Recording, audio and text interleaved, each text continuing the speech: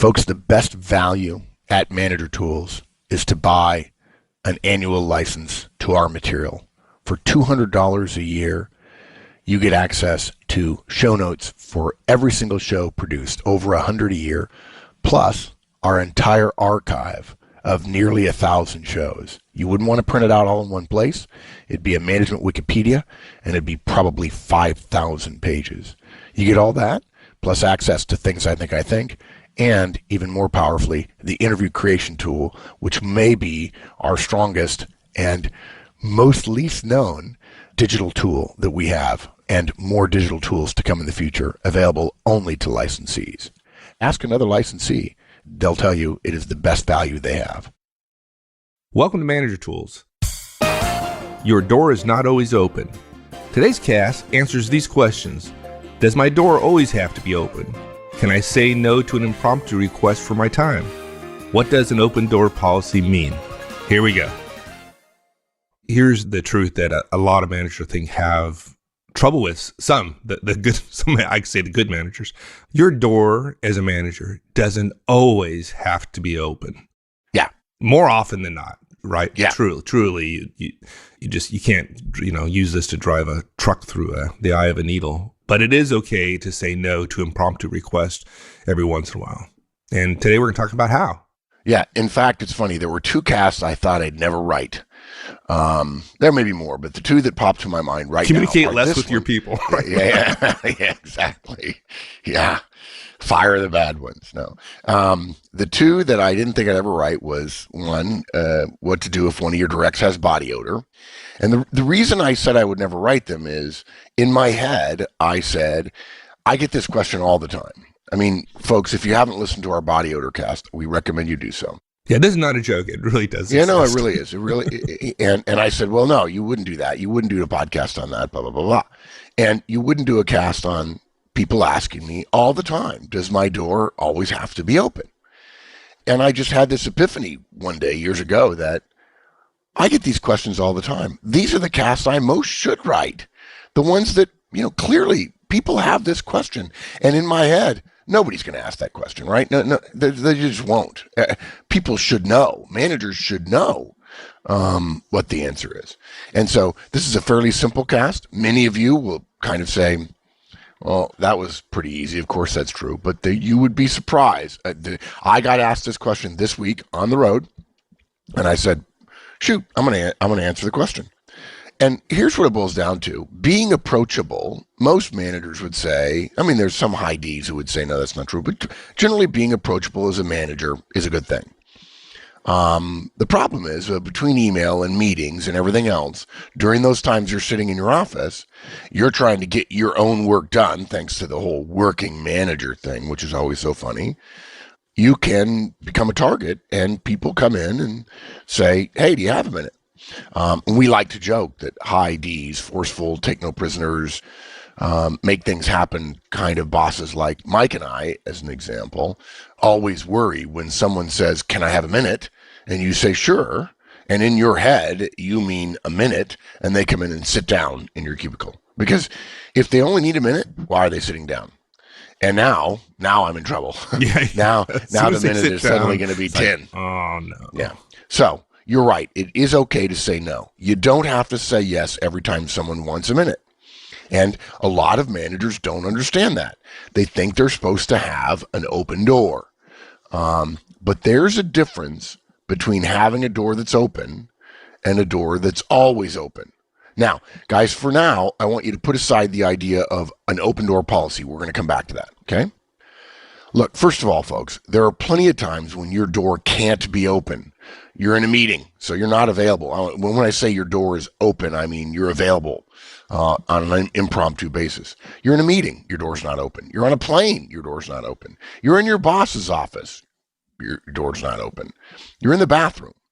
So always is a bit of a misnomer here. Of course your door isn't always open. Interestingly, though, as often as you're doing email in your cubicle or in your office, email makes you always available, at least electronically, even when you're not in the office. So the point here is that always, your door always being open is misleading. If we believe that every manager who tells us that they're a working manager, folks, if you haven't heard that before, I'll reprise that again. I hear this an awful lot when we tell people, hey, you need to spend time getting to know your people. You've got to give them more feedback. You've got to do standard managerial things. One of the common refrains is, Mark, I don't have time to be a manager because I'm a working manager, which is completely ludicrous to make a statement like that. But that's what they say. And the reason is because they see their work as the most important thing. And that's often because they were an individual contributor before, and they're just continuing to do their work. But now they think of their job as putting management on top of that, which is not what they're supposed to be doing. And they're defining their job as a working manager. And you'll never get out of the misery of that job. And for the record, folks, there has never been a non-working manager. There aren't people in the world that only manage. We all have our own work. So the idea that you're a working manager and so therefore you don't have time to manage is ludicrous. Everybody else has the same situation as you. You're just drawn toward the work and perhaps fear missing your own deadlines more than you fear not knowing what to do, managing others. And managing others is hard initially until you get the hang of it. That's why there's manager tools.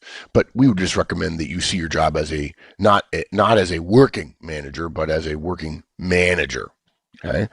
So when you're in your office and you're legitimately busy, you can absolutely say no to someone asking for a minute or even 10 minutes. Now, look, guys, what we mean by that is what we say, legitimately busy.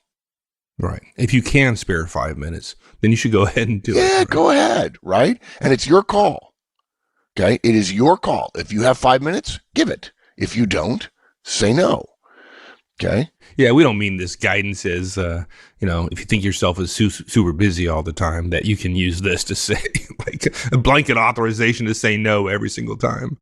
Yeah, in fact, the whole super busy thing, people say, I'm super busy.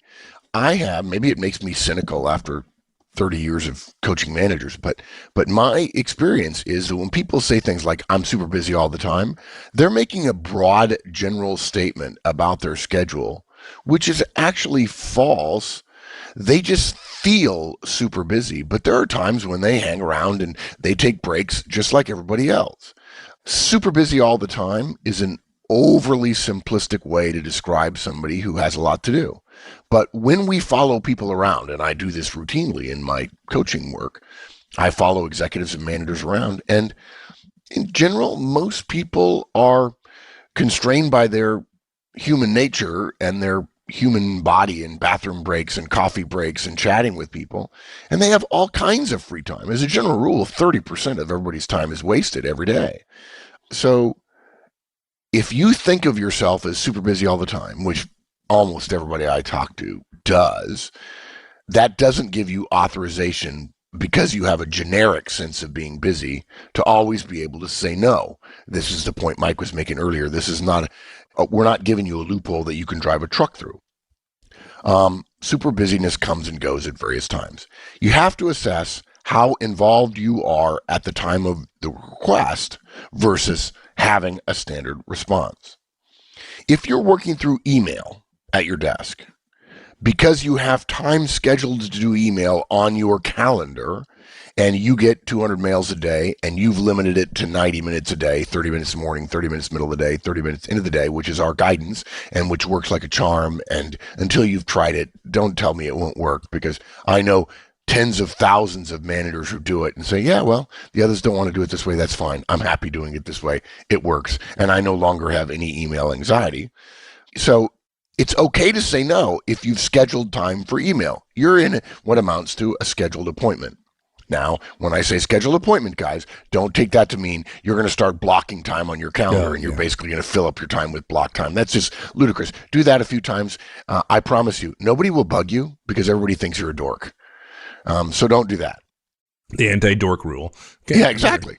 It is okay to say no if you're scheduled to do email at that time and you're busting your tail to get through your email and you've put email into what amounts to a scheduling ghetto. Okay. It's not okay to say no to a request for an impromptu minute because you have email to get through and you're always working through email, right? You walk back to your desk, you log into mail, and you just start doing email until your next meeting. That's a dodge. Okay. So it is okay to say no if you're legitimately busy. If you're just feeling busy, that's different. If you're 10 minutes before a meeting and you're prepping for that meeting, say no. If you just got back to your desk and you have 2 open hours on your calendar, you're not busy.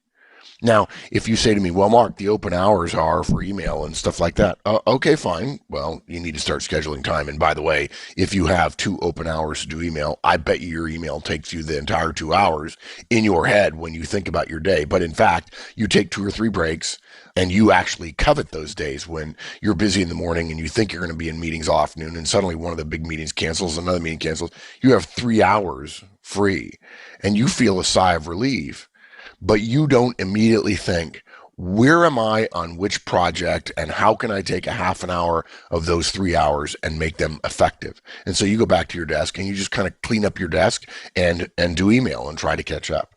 During those 2 to 3 hours, you're available. And you should not, we would recommend you not say no. Okay, I also promised we'd talk about an open door policy, which I have to say is probably one of the most misunderstood concepts in corporate America in terms of how people describe things.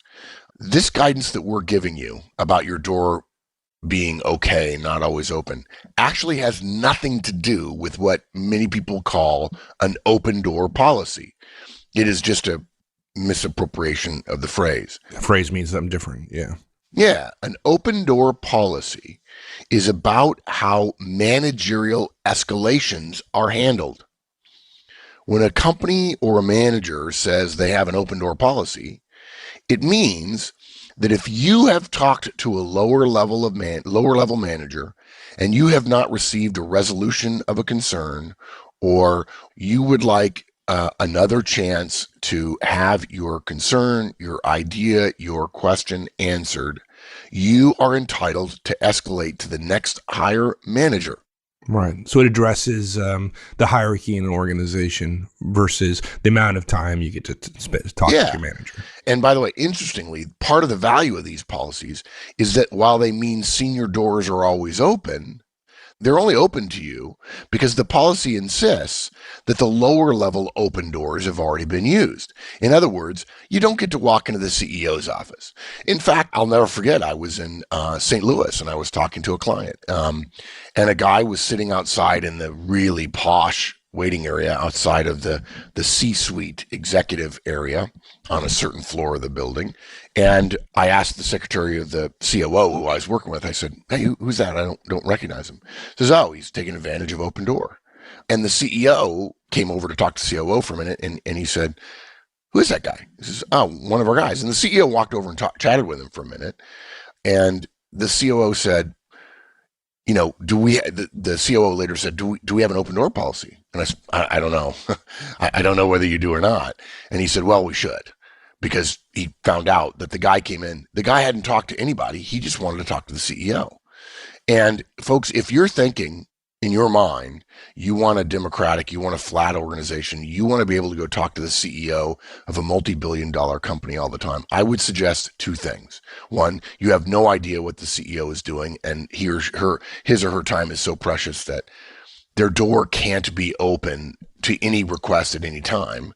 And secondly, many people will say, I'd really like a little bit of notice before the CEO comes down and sits and visits with me for 10 or 15 minutes, boss. At least tell me he's coming, right? Somebody has his calendar. And so it's interesting that people want protection from the CEO being in their area or sitting in on meetings, and they want to know that the CEO is going to be in a presentation that they give. Holy crud, wouldn't you? And oh, by the way, I like to be able to show up unannounced on the CEO's desk, which makes no sense at all. Right. The point being, the reason the CEO or COO asked me, do we have an open door policy, is they don't mind if somebody's coming to talk to them if they have availed themselves of other resources out of respect for the fact that at different levels of the organization, there are different decisions made about the importance and value of a given issue or problem. So open door policies, guys, are much more about how an entire organization handles an escalation than they are about how individual managers handle their schedules. It's certainly possible for an individual director, as an example, to have her own open door policy. It doesn't mean much for a director to have an open door policy if her boss isn't willing to have one as well. So don't tell people that you have an open door policy if you intend to mean my door is always open. Just say my door is always open. Leave it at that. If you need something, text me, phone me, email me, or if I'm in my office, come by. And then say to them, and we recommend you communicate this with folks, and then say to them, look, if I'm swamped, I'll tell you I don't have time right at the minute, and we'll cover how to cover that in a second. And to be fair, this is a reciprocal agreement. If I come down and ask for a minute, the reciprocity here is if you come to me and you ask for a minute and I'm really swamped, I'm getting ready for a meeting, I'm late for a deadline, my wife just called and I need to go, I reserve the right to say no. Partly that's a function of my rank has its privileges, but it's also a function of I'm going to do the same thing to you. If I come down to you and you're late for a meeting, you're behind on a deadline, you just got a call from the daycare and you need to go pick up the kids, and I say, hey, do you have a minute? It's okay to say no. And I'm not going to do to you what people secretly don't like, and what people, this is part of the reason why they want their boss's doors to be open, is because they think that their boss can always get time with them. It's certainly true that most bosses do get time with the direct, but directs don't like at some some fundamental level, the idea that the boss can come down and say, do I have a minute? And the direct feels obligated to say yes, but then the boss doesn't feel obligated to say yes in return. Right. So you're not having an open door policy when you're following our guidance here. You're simply saying, hey guys, my door is open. If you need me, stop by. If I'm swamped, I'll tell you, I will do my best to make time. I will try to have my door be open to you. And there will be times when it won't be. And oh, by the way, that will include when I'm on a plane, when I'm in the bathroom, when I'm in a meeting with the boss, when I'm in another meeting, and so on. You're not going to interrupt me if I'm in the middle of meeting 10 other people and say, hey, can I have an open door policy? And I have email just like you. And so I'm super busy with email. I'm, quote, super busy with email. And so therefore, you know, if you come in, I'll try to say yes. If I say no, I promise you I'm making a legitimate no. And we will close the loop some other way. And the same thing applies to you in reverse. If I come down and you're swamped, it's okay to say no. Right. And you can say no, and we just talked about it's reasonable. And it's also wise for the manager to understand that when you say no, it can, regardless of what you said before, it can be off-putting to the direct. Yeah. But there's ways to mitigate that. So what is that? Yeah. When you do choose to say no, you are not making the request go away. In other words, the issue still hangs in the air. The thing they wanted to talk to you about, the content, the message, still exists.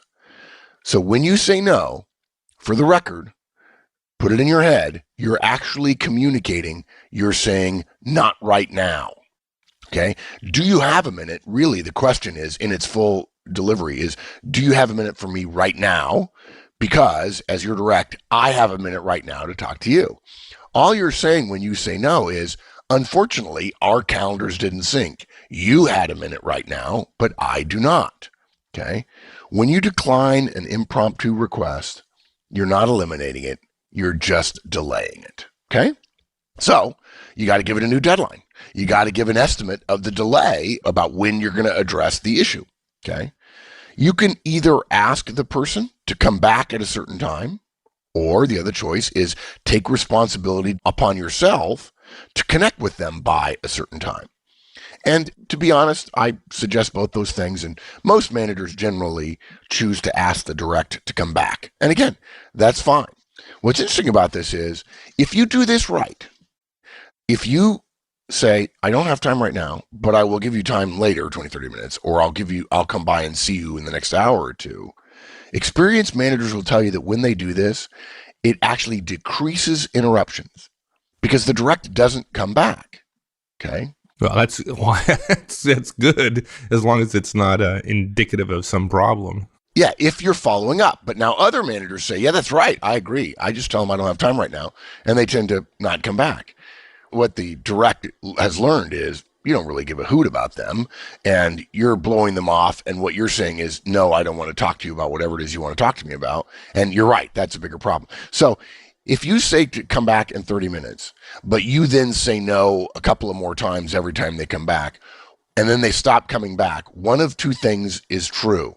The issue went away, which is probably unlikely, or they just don't believe in you and trust in you anymore. That's right.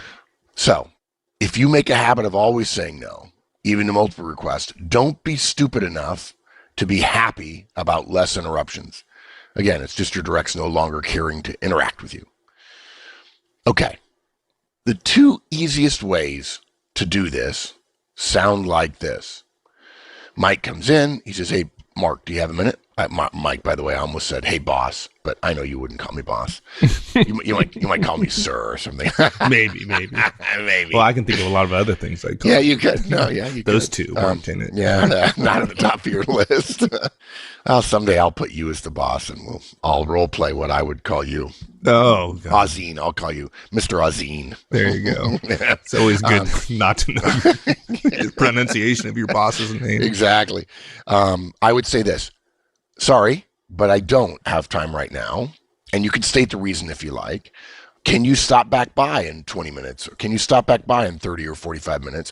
I'll be free at 2 o'clock or 2:15 or 3:15. Okay? Simple.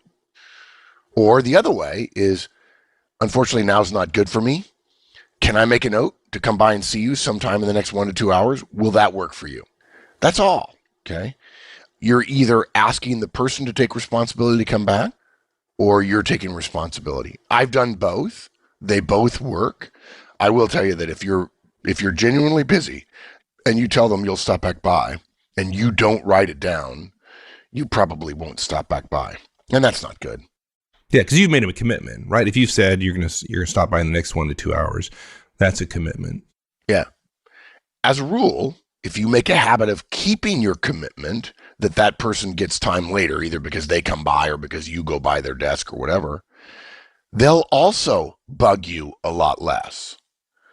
And their request won't be as urgent. And sometimes the urgency of a request, if you ever had directs come to you and say, I really need you for just a minute, and it's urgent, and then you discover that their idea, their comment, their question, their issue was not urgent, what they're telling you is they believe you're going to blow them off, and they're using urgency as a trump card to overcome your sense of, I'm really busy, because they don't believe you're going to say yes.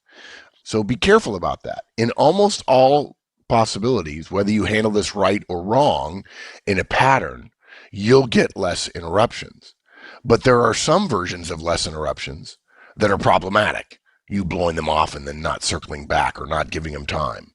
On the other hand, if when you say no, you go back, circle back to them, or they come back and you do say yes in 20 or 30 or 40 minutes, your interruptions will also go down. So the fact that your interruptions go down is not necessarily a good thing. It can be a bad thing. And look, guys, if you have regular one-on-ones with your directs, those interruptions will be notably curtailed because they'll wait for the one-on-one. Right. And stuff, when they say urgent, if I have a one-on-one with my boss, Mike, on Wednesday, and I have something on Monday, I can probably wait till Wednesday if it's not urgent. And if I interrupt him on Monday and I say it's urgent, he knows he's having a one-on-one with me on Wednesday, and that probably means it is urgent. And by the way, if it's not, Mike could easily say to me, hey, just for the record, that's fine. This is the kind of thing that I think would go in the one-on-one. I don't see the urgency of the thing we just talked about. And so in my mind, that could have waited till Wednesday. My door is open. If you want to come talk to me, that's fine. But I don't really see the urgency of that. And that could have waited till Wednesday. Yeah. Well, I'm glad you mentioned one-on-ones, because I was going to note that if someone was listening to this podcast and they thought of this as the solution to less interruptions. Relationship building. Yeah, it's the solution to relationship building. Have a door always open. Yeah, in fact, I would say that when people say, here, open door policy, they think, ooh, that's the relationship building part of my job. I'm available. Sounds like a king having audiences, right? That's how it sounds. Yeah, but that's not the way to build a relationship, guys. You're not going to build relationships with your ex in one-off questions. Do you have a minute? It just doesn't work that way. So, quick summary. Guys, your directs are important, and so is managing your own time. If a direct asks for your time, you're generally obligated to agree. You want to give them time, but not right then. Ask them to come back in 10 to 15 to 30 minutes, or take responsibility for finding them in the next hour or two. A little bit of self-protection to the urgency you're facing in your desk at your cubicle is okay. This may not be an open door policy, but you do want to send a message that your door is open, but it doesn't have to be open right at that moment. Awesome. Loved it. Thanks, my friend. Anytime, partner. All right. We'll see you. Thanks, everyone. That's it. We'll see you next week. So long. This podcast was produced by Manager Tools. Manager Tools creates actionable management guidance every single week. To receive additional materials via our newsletter and to find products for situations you may face as a manager or professional, go to www.manager-tools.com. Search for Manager Tools on Facebook, Twitter, and LinkedIn.